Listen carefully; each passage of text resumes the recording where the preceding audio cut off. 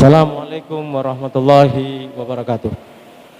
Bismillah, alhamdulillah, wassalatu wassalamu ala rasulillah Sayyidina Muhammadin ibni Abdullah wa ala alihi wa sahbihi wa mawala.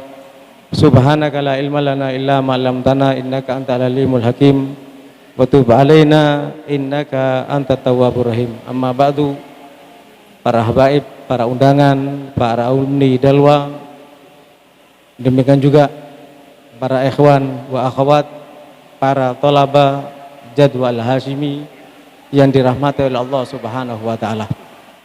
Kita duduk di sini tiada lain karena kecintaan kita kepada Habib Hasan yang pada masa itu saya masih ingat, karena saya juga yang diceritakan tadi dipanggil kontrak. Saya termasuk yang pindah-pindah waktu kontrak itu, yang kadangkala habis kontraknya Habib Hasan kebingungan cari duit. Bahkan yang cukup menakjubkan, saya pernah waktu itu Ustadz Taufik Bakarisu jadi bendahara, kebetulan beliau pulang ke Sumeneb. Saya diperintahkan Habib Hasan untuk megang kuncinya kantor. Saya lihat di laci itu tidak ada duit, padahal hari itu harus belanja. Lalu Habib Hasan tanya, "Ya Hadirin fin miftah, mana kuncinya?" Bilang, "Ana ma'arif ya Habib." Waktu itu kita nyebutnya Ustadz Hasan atau Abuya. Jadi belum menyebut Habib ya, karena Habib Hasan memang sangat tawadhu. Kan ma'arif ya Abu ya, kalau hadaf yadak, ini di tanganmu itu kuncinya. Jadi kenapa saya lupa ditanya kunci di mana, kuncinya saya lupa, karena saking bingungnya untuk belanja hari itu tidak ada. Padahal saya cuma megang kunci, yang bingung itu sebetulnya Habib Hasan. Itu diantara akhlak Habib Hasan. Di antaranya juga yang disebutkan sama Habib Hamid tadi, Habib Hasan itu sangat berakhlak sehingga tidak pernah menggunakan tangan kirinya, selalu menggunakan tangan kanannya. Walaupun nunjuk sama muridnya, tidak pernah pakai jari telunjuk, tapi jari jempol. Walaupun kepada muridnya. Itu Habib Hasan. Ustadz Ihya, Kiai Ihya Pujon, pernah pada waktu haulnya Habib Hasan, dia menyampaikan tausiah tentang bagaimana dan siapa itu Habib Hasan. Beliau mengatakan Habib Hasan termasuk rajulun rasyid, laki-laki yang rasyid. Apa rasyid itu? Inna samina Qur'anan ajaba. Kami, kata jin, pada waktu itu mendengar lantunan-lantunan Al-Quran yang begitu menakjubkan. Apa lantunan-lantunan Al-Quran yang begitu menakjubkan? Yahdi ila rusdi fa'amanna bihi wala nusyrik bi rabbina ahada. Quran itu adalah rusyud, memberi petunjuk kepada rusyud. Apa rusyud itu? Rusyud itu rajulun rasyid, itu kalau mempunyai tiga sifat, katanya Ustaz Ihya waktu itu. Yang dikatakan rasyid mempunyai tiga sifat. Sifat yang pertama berilmu, sifat yang kedua beramal, sifat yang ketiga adalah ikhlas. Ini Habib Hasan yang kami tahu selalu menunjukkan seperti itu. Contohnya bagaimana? Pernah terjadi pada masa beliau, ada seorang murid yang sangat rajin belajar, karena tidak dibayar oleh orang tuanya, malu dia mau pulang dari pondok. Akhirnya kata Habib, dipanggil sama Habib Hasan, tidak perlu pulang. Dan itu terjadi kepada semua murid, termasuk kepada Al-Fakir dan murid-murid yang lainnya. Beliau mengatakan, kalau di sini ayah kamu adalah aku, tanggung jawab kamu aku yang akan menjamin. Tapi si murid ini malu, karena sudah terlalu lama tidak dibayar, tunggakannya terlalu banyak, tetap dia izin mau pulang. Akhirnya salah satu pengurus di Dalwa itu dipanggil sama Abuya Habib Hasan, kalau ta'al, nanti anak kasih duit berapa tunggakannya dia, inti panggil dia, inti bilang ayahnya sudah bayar, berapa tunggakannya, Habib Hasan yang bayar, supaya murid itu tidak pulang. Yang saya alami sendiri, saya izin berhenti itu 4 tahun. Saya datang ke Habib Hasan, izin berhenti itu 4 tahun. Akhir Sya'ban sudah mau pulang, saya datang ke Habib Hasan, salaman, kalau bilang, ya Abuya, Rosso, saat tawaguf. Asta'din minkum saat tawaguf, saya mau berhenti Abuya. Katanya Abuya lihat, senyum, apa jawab beliau? Ba'din. Tidak ada jawaban lain, nanti. Nanti berarti tidak dikasih izin pulang. Syawal datang lagi ke pondok. Sya'ban izin lagi, kalau ba'din jawabannya. Gara-gara ba'din ini, alhamdulillah saya bisa belajar walaupun tidak alim. Itu akhlak Habib Hasan. Bahkan pernah, ya maaf ya, ada beberapa guru yang waktu di Watan Alun, yang waktu di rumah kontrak itu, ada beberapa guru yang ngajar kita, yang ngajar kami, yang ngajar saya termasuk, beliau bercerita dengan meneteskan air mata. Bagaimana bukan seorang sayyid, bukan seorang habib, guru biasa, diperbantukan ngajar oleh gurunya di Dallo pada waktu itu. Pada saat datang kepada Abu Habib Hasan, karena dia ngajar fikih, ingin pulang ke rumahnya, kitabnya tidak ada, untuk murojaahnya belum ada. Kata Habib Hasan apa? Ya Ustadz, inti di sini tanggung jawab anak. Keperluan inti adalah keperluan anak. Inti catat kitabnya apa, anak mau belikan. Dengan santun dan akhlak, sehingga Ustadz ini cerita kepada murid-muridnya termasuk kepada saya dengan tetesan air mata karena akhlaknya Habib Hasan. Bahkan Habib Hasan pernah juga kejadian ini salah seorang murid dari Jakarta kalau tidak salah waktu itu, saya tidak akan menyebutkan bangsa ataupun namanya. Murid ini anaknya orang kaya, insya Allah seperti itu, orang mampu insya Allah. Tidak dikirim-kirim sama abahnya.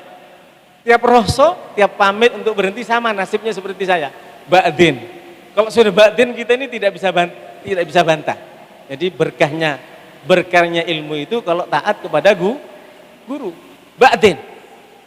Lama-lama si murid ini sudah mampu kirim surat, ya, ngarang surat. Kalau abah maksa saya mondok ini, tapi abah tidak bertanggung jawab. Tunggakan pondok ini, saya tidak punya uang jajan, ini segala macam. Di zaman kami, Habib Hasan itu biasanya ba'da subuh atau ba'da isya atau kadang-kadang setelah sholat berdiri kasih taujihat sama murid-muridnya. Pada subuh waktu itu Habib Hasan berceramah, Habib Hasan bercerita bahwasanya ada salah seorang murid menurut Habib Hasan tidak sopan. Kenapa? Dia ngarang surat mau dikirim ke orang tuanya, protes kepada orang tuanya karena kirimannya terlambat. Padahal anak ini belum cerita kepada siapapun, dia nulis di malam hari. Dikasap oleh Habib Hasan. Saya ingat saksi hidup masih ada Habib Muhammad Amin Al-Habsyi yang jaga Cikini itu. Di masa Habib Umar bin Hud Al-Atos, Habib Umar itu terkenal kewaliannya dan kekasafannya pada masanya. Habib Amin itu pernah bercerita, saksi hidup masih ada insya Allah, beliau mengatakan, Ustadzat, inti punya guru ini, innahu wali. Dia adalah wali. Yang entah ya, wali kekasih Allah atau wali yang itu kita tidak tahu. Tapi itu Habib Amin mendapatkan ungkapan semacam itu dari Habib Umar bin Hud Jakarta. Habib Hasan itu sangat perhatian. Jadi saya bertahan ngajar sampai detik ini bukan saya merasa pintar. Ini pernah saya sampaikan pada waktu multaqo di alumni. Pada waktu pembukaan Al-Huda yang ceramah itu Habib Hasan. Pada saat selesai ceramah saya salaman. Pakaian saya tidak gamis, tidak baju putih, tidak topi putih. Tapi pakaian bukan pakaian santri. Pakaian saya pun setengah kaos. Hadir pengajian, hadir pembukaan pesantren, termasuk dengan bagian yang pada waktu itu termasuk tidak sopan. Tapi saya ingin dapat berkah guru saya Habib Hasan, sehingga kalau tidak salah saya hampir baris ke belakang 3 atau 4 sebelum yang terakhir. Giliran salaman, saya ingin bersalaman jabatan tangan dengan Habib Hasan. Dalam hati saya, fi khotiri, pikiran saya pada waktu itu saya mikir, Habib Hasan tidak mungkin ingat kepada saya. Siapa saya? Apalagi dengan penampilan yang seperti ini. Tatkala saya cium tangan beliau, dipegang tangan saya, lalu beliau berkata, fin ayyamak ya Khairuddin. Inti kemana? Ghibta anna katsiran. Inti lama ada ketemu sama anak. Laula tastaku ilayya ana astak ilaik. Kalau inti tidak kangen sama anak, ana yang kangen sama inti. Itu lemes badan. Pada waktu itu saya bukan karena merasa pintar, akhirnya duduk secara istiqomah walaupun ngajar apa adanya sampai detik ini. Karena akhlak daripada Abu Habib Hasan Bahrun. Dan cukup menakjubkan apa yang dialami oleh guru-guru dan semua murid insya Allah mengalami seperti itu. yang semasa dengan Habib Hasan, demikian juga para guru. Saya pernah pada waktu itu naik kelas, biasanya murid itu kan ingin pulang terus. Setelah keluar dari pesantren baru nyesel, pinginnya kembali lagi dan semasa lagi dengan Habib Hasan. Pada waktu itu uang jajan itu saya habiskan, bahkan termasuk uang kitab. Saya naik kelas belum beli kitab, uang jajan saya habiskan. Biasa sama teman-teman itu makan, biasanya rumah makan Kairu, ya, enggak mau yang enggak enak, biasanya seperti itu. Setelah habis uang, datang ke Abuya Habib Hasan, ya Habib, ya Ustadz, ya Abuya, saat terakhos, saya minta izin untuk pulang. Le, ya Khairuddin, kenapa? Gal fulusi mafi, fulusi nafid. Anak punya uang semuanya habis, ya Abuya. Kenapa kalau inti uangnya habis? Kalau anak naik kelas kita belum beli sama sekali. Apa jawaban beliau? Anta fi baitak walidak wa amma inti fil ma'had walidak anak. Akhlak beliau. Kalau inti di rumah inti, abahnya inti ya abahnya inti. Tapi kalau inti di sini, abahnya inti adalah anak. Berapa kebutuhan inti, berapa uang yang inti butuhkan, kitab apa yang inti butuhkan, inti tulis, anak belikan. Kalau enggak inti berangkat satu mobil sama anak, akan anak antar. Itu Abuya Habib Hasan bin Ahmad Baharun. Bahkan Habib Hasan ini, ya maaf pada waktu itu abah saya sudah sakit, ya, dalam keadaan terpuruk ekonominya. Waktu itu saya sakit, Habib Hasan itu mengantar sampai 2 kali. Walidati, anak punya Umi itu menyuguhkan apa adanya, karena memang merawat suaminya yang dalam keadaan sakit, anak yang banyak pada waktu itu. Disuguhkan makanan apa adanya, Habib Hasan makan dengan lezatnya dan nikmatnya dan mengucapkan terima kasih. Dan saya diantar oleh Habib Hasan berkali-kali, bukan hanya 1-2 kali. Pernah multaqo, ini yang perlu saya perlu ingatkan kepada saya dan teman-teman, terutama alumni Dalwa dan juga para murid-murid saya. Beliau Habib Hasan tidak pernah menyebut satu golongan, mau golongan sesat A, B, C dan seterusnya.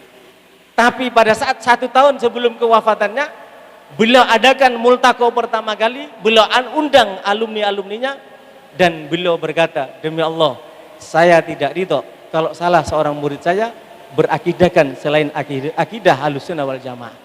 Tidak ikut salaf. Itu akhir umur beliau. Jadi itu akhir umur beliau. Pada waktu itu multaqo, saya lihat banyak habib-habib besar, murid-muridnya Abuya seperti Habib Ali Al-Hamid, Habib Yahya Mohdor, Habib Mikdad kalau tidak salah, sudah datang dari Syekh Muhammad Ibn Ali Maliki, sudah datang semuanya, ada murid-murid besar dari Abuya. Kita ini siapa? Sudah bukan Sayyid, bukan Habib, bukan siapa-siapa, bukan anaknya orang besar lagi. Murid biasa, hadir pada saat itu Abuya sakit kalau tidak salah. Saya pikir selesai acara, saya pulang. Tak pakai rosso sama Abuya, sama Habib Hasan. Sama teman-teman ditegur, sama Ba'dul Habaib saya ditegur. Ya Khairuddin dicari sama Abuya. Fina Khairuddin? Lema yasta'din minni, kenapa dia ada pulang tidak izin kepada saya? Jadi saya bukan merasa saya bukan orang hebat, enggak. Tapi hampir semua murid merasakan yang seperti itu. Yang saya cukup menakjubkan dari Habib Hasan, pada waktu itu saya sudah ngajar, jadi sudah ngajar di Dalwa. Saya pikir daripada ada waktu kosong, saya hafal Al-Quran. Tapi pada waktu itu Abuya Habib Hasan ngajar umdah secara khusus. Dikumpulkan beberapa kelas. Kalau nanti pertanyaan itu tidak bisa, saya yang dapat pertanyaan terakhir. Kalau saya tidak bisa jawab, salah, saya dimarahin habis sama Abuya Habib Hasan. Bahkan pada waktu itu saya menghafal Al-Quran, dimarahin habis sama Abuya. Ente tahfadzil Quran. Apa ente menyangka diri ente yang paling pintar, paling cerdas? Ternyata yang dimaksud oleh Abuya, apalah artinya kita menghafal Al-Quran kalau tidak memahami Al-Quran dan tidak mengerti fikih. Karena para ulama fikih mengatakan, yang dikatakan agra'ukum menjadi imam, yang paling hak menjadi imam itu orang yang paling bisa membaca, ay afqahukum, orang yang paling paham dalam ilmu fikih. Jadi karena beliau marah, justru banyak manfaat-manfaat yang saya dapatkan. Jadi yang terakhir yang ingin saya sampaikan, beliau selalu menyampaikan kepada kita, jangan pernah merasa kita menjadi orang besar. Beliau katakan seperti itu. Kalian jangan sampai tergila dengan pujian. Kalian nanti kalau terjun di masyarakat, persiapan murojaah, mau ceramah, mau ngajar, murojaah dulu. Kalau kalian murojaah dengan benar, pasti dipuji oleh orang-orang. Tapi itu bukan tujuan kita. Itu Habib Hasan selalu menyampaikan itu. Bahkan beliau mengatakan, tirulah ilmunya ayam. Ayam itu, kalau di bawah tidak ada makanan, di atas genteng ada makan, dia terbang. Untuk makan makanan yang ada di atas genteng. Setelah dia kenyang, dia turun. Jadilah kamu seperti itu. Tatkala kamu tampil sebaik mungkin. Tapi tatkala kamu tidak tampil, kamu harus biasa saja. Jadi jangan pernah merasa besar. Dan itu disaksikan oleh banyak orang, sehingga beliau sendiri pernah terjadi.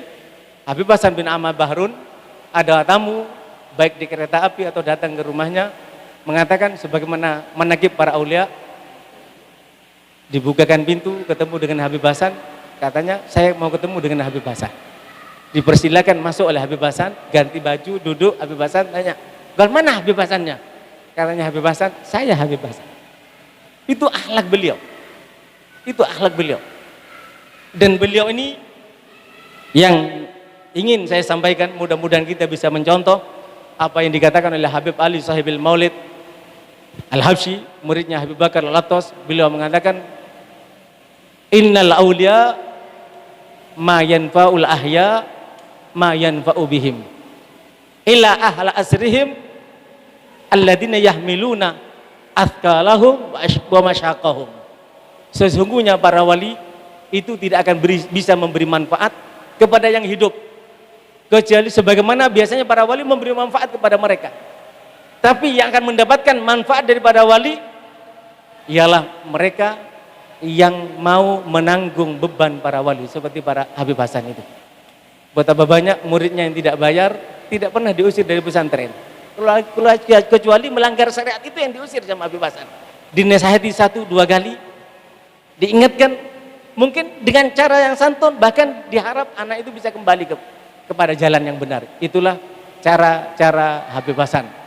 Dan Habib Hasan selalu mengatakan kepada murid-muridnya dalam menyampaikan ceramah-ceramahnya, selalu mengatakan, "Ya auladi, ya auladi." Dan alhamdulillah Al-Faqir dan juga teman-teman Al-Faqir banyak menghafal ayat dan hadis itu karena seringnya mendengar daripada Habib Hasan. Setelah sholat subuh atau sholat isya, beliau mengasih irsyadat, taujihat dan nasihat. Lalu beliau dengan seringnya beliau menyampaikan kepada kita cinta kepada Allah, cinta kepada Rasulullah, birrul walidain, itu yang selalu disampaikan, sehingga kami banyak hafal.